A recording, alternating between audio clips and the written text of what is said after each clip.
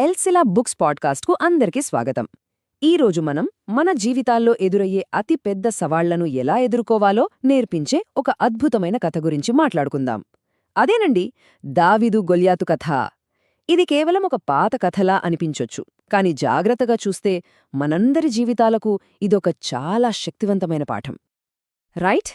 మరి ఈ అద్భుతమైన ప్రయాణంలో మనం 5 ముఖ్యమైన దశల గురించి మాట్లాడుకోబోతున్నాం. సమస్యను గుర్తించడం దగ్గర మొదలుపెట్టి దానిమీద ఎలా గెలవచ్చో చూపించే పరిష్కారం వరకు మనం కలిసి ప్రయాణిద్దాం.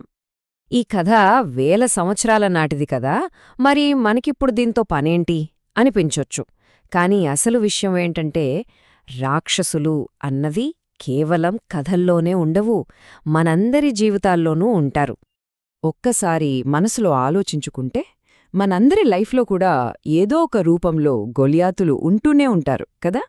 ఈ ప్రశ్న మనల్ని ఈ అంశానికి ఇంకాస్త దగ్గర చేస్తుంది. అసలు ఈ రాక్షసుడంటే ఎవరు? అది ఏ రూపంలో ఉండొచ్చు? అది ఉద్యోగం లేకపోవడం కావచ్చు, మనస్సును తొలిచేసే డిప్రెషన్ కావచ్చు, లేదా తీర్చలేనంతగా పెరిగిపోయిన అప్పుల భారం కావచ్చు. కొన్నిసార్లు వదిలించుకోలేని గతం, ఆపుకోలేని ఏదైనా వ్యసనం, లేదా ఇష్టం లేకపోయినా రోజూ చేయాల్సి వస్తున్న ఉద్యోగం కూడా ఒక పెద్ద రాక్షసుడే. ఇప్పుడు అసలు గొల్యాతు దగ్గరికి వద్దాం. ఒకసారి ఆ సీన్ ఊహించుకోండి. దాదాపు 10 అడుగుల ఎత్తు, అంటే ఒక 2 అంతస్తుల భవనమంతా, 57 కిలోల బరువైన కవచం వేసుకుని ఇజ్రాయెల్ సైన్యాన్ని ఎగతాళి చేస్తూ ధైర్యముంటే రండ్రా అని సవాలు విసురుతున్నాడు. సమస్య ఎంత పెద్దదో, ఎంత భయంకరంగా ఉందో చూస్తేనే అర్థమవుతుంది గదా. ఓకే, అంత పెద్ద సమస్య ఎదురుగా నిలబడితే ఎవరికైనా ఏమనిపిస్తుంది? సహజంగానే భయం. ఆ భయం మనల్ని ఎలా కట్టిపడేస్తుందో, ఏ పని చేయకుండా ఎలా ఆపేస్తుందో ఇప్పుడు చూద్దాం. చూసేరా, ఈ ఒక్క మాట చాలు ఆ సైన్యం మొత్తం ఎంతటి భయంలో ఉందో అర్థం చేసుకోడానికి. వాళ్లంతా గొల్యాతు సవాలు విని భయంతో వణికిపోయారు. వాళ్ల ఫోకస్ అంతా ఆ రాక్షసుగుపైనే ఉంది. అందుకే వాళ్లక్కడే బిగుసుకుపోయారు. వాళ్లు చేసిన పెద్ద తప్పు ఇదే అన్నమాట. వాళ్లు పూర్తిగా గొల్యాతు మీద రీసెర్చ్ చేశారు. ఒక రకంగా చెప్పాలంటే గొల్యాతులో పీహెచ్డీ చేసేశారు. అతను ఎలా అరుస్తున్నాడు, ఎంత పొడుగున్నాడు, అతని నడక ఎలా ఉంది, ఇలా ప్రతి చిన్న డీటెయిల్ మీద దృష్టి పెట్టారు. చివరికి అదే వాళ్ల భయానికి మూలకారణమయ్యింది. ఇది చాలా చాలా ముఖ్యమైన ప్రశ్న.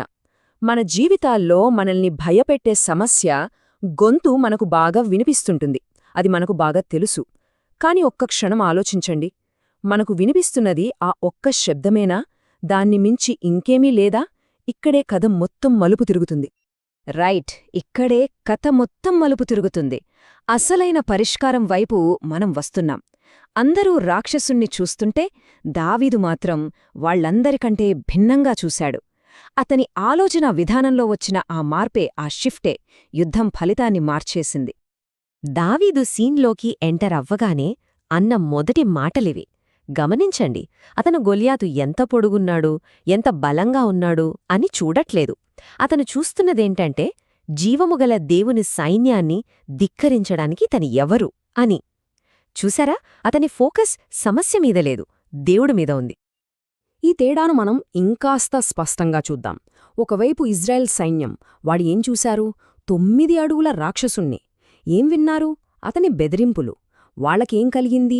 భయం, నిరాశ. వాళ్లేమనుకున్నారు? ఈ యుద్ధం మనది, మనమే పోరాడాలి అనుకున్నారు. ఇప్పుడు మరోవైపు దావీదుని చూద్దాం. అతను చూసింది దేవుని సైన్యాన్ని. అతను విన్నది దేవునికి విసిరిన సవాలుని. అతనిలో కలిగింది విశ్వాసం, సంకల్పం. అతను నమ్మిందేంటంటే, ఈ యుద్ధం తనది కాదు, దేవునిది అని. ఇది కేవలం ఏదో మాటల్లో చెప్పడం కాదు, దీన్ని మనం లెక్కల్లో కూడా చూడొచ్చు.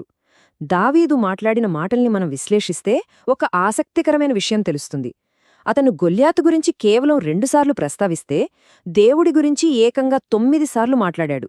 అంటే అతని ఆలోచనల్లో 90% దేవుడి మీదే ఉంది, కేవలం 10% మాత్రమే సమస్య మీదుంది. అది అసలు రహస్యం. ఆలోచనలో మార్పు వస్తే ఆటోమేటిక్గా యాక్షన్లో కూడా మార్పొస్తుంది. దావీదు యొక్క ఈ సరికొత్త దృక్కోణం అతన్ని ఎలా యుద్ధంలోకి దూసుకెళ్లేలా చేసిందో ఇప్పుడు చూద్దాం. ఇది కదా అసలైన విషయం. అందరూ భయంతో వెనక్కి అడుగులు వేస్తుంటే దావీదు మాత్రం యుద్ధం వైపు పరుగెత్తాడు. అతను సమస్యను చూసి పారిపోలేదు, దాన్ని ఎదుర్కోడానికి వెళ్ళాడు. మన ఫోకస్ మారినప్పుడు భయం పోయి ధైర్యం ఎలా వస్తుందో చెప్పడానికి ఇంతకంటే మంచి ఉదాహరణ ఉంటుందా? ఆ తర్వాత ఏం జరిగిందో మనందరికీ తెలుసు. కేవలం 3 సింపుల్ స్టెప్స్లో యుద్ధం ముగిసిపోయింది. వడిసెల గిర్రున తిరిగింది, ఆ రాయి సూటిగా వెళ్లి తగిలింది, ఆ కొండంత రాక్షసుడు కుప్పకూలిపోయాడు.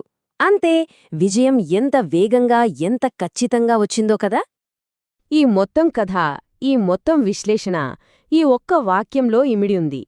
దేవుడి దగ్గరికి వెళ్ళి మన రాక్షసుడు ఎంత పెద్దవాడో చెప్పడం ఇక ఆపుదాం. మన రాక్షసుడి దగ్గరికి వెళ్ళి మన దేవుడు ఎంత గొప్పవాడో చెప్పడం మొదలుపెడతాం. సరే, ఇక ముగింపుకు వచ్చేస్తున్నాం. ఈ కథ మన ముందు ఒక చాలా స్పష్టమైన ఎంపికను ఉంచుతుంది. మనం దేనిమీద దృష్టి పెడతామనేదాన్ని బట్టే మన గెలుపోటములు ఆధారపడి ఉంటాయి. ఈ టేబుల్ చూస్తే మనకు మొత్తం కథ ఒక్కసారిగా అర్థమైపోతుంది.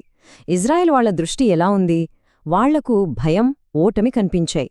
వాళ్ళు ఏం చేశారు? అక్కడే నిలబడిపోయారు. ఫలితం తడబడ్డారు. మరి దావీదు? అతని దృష్టిలో ధైర్యం, విజయం ఉన్నాయి. అతను ముందుకు పరుగెత్తాడు. ఫలితం రాక్షసుడినే పడగొట్టాడు.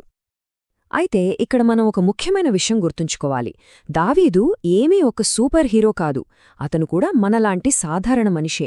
అతని జీవితంలో కూడా ఎన్నో తప్పులు చేశాడు, ఎన్నోసార్లు కిందపడ్డాడు. కానీ మనం నేర్చుకోవాల్సిన పాఠమేంటంటే, ఎప్పుడైతే అతను దేవుడిపై దృష్టి పెట్టాడో అప్పుడు రాక్షసులు కిందపడ్డారు. ఎప్పుడైతే తన స్వంత బలం మీద, తన మీద దృష్టి పెట్టాడో అప్పుడు తనే కిందపడ్డాడు. కాబట్టి మన ముందున్న ఎంపిక చాలా స్పష్టంగా ఉంది. మన జీవితంలోని రాక్షసులపై దృష్టి పెడితే మనం తడబడతాం. అదే దేవుడిపై దృష్టి పెడితే మన రాక్షసులు కూలిపోతారు. సో ఫైనల్గా ఈ ప్రశ్నతో ఈ ఎపిసోడ్ను ముగిద్దాం. ఎవరు కిందపడాలి? మనం ఎదుర్కొంటున్న రాక్షసులా లేక మనమా? నిర్ణయం మన దృష్టిలోనే ఉంది. ఈ విశ్లేషణ మీ అందరికీ ఉపయోగపడిందని ఆశిస్తున్నాను. విన్నందుకు ధన్యవాదాలు. ఇలాంటి మరిన్ని స్ఫూర్తిదాయకమైన విశ్లేషణల కోసం మా ఛానల్కు తప్పకుండా సబ్స్క్రైబ్ చేసుకోండి.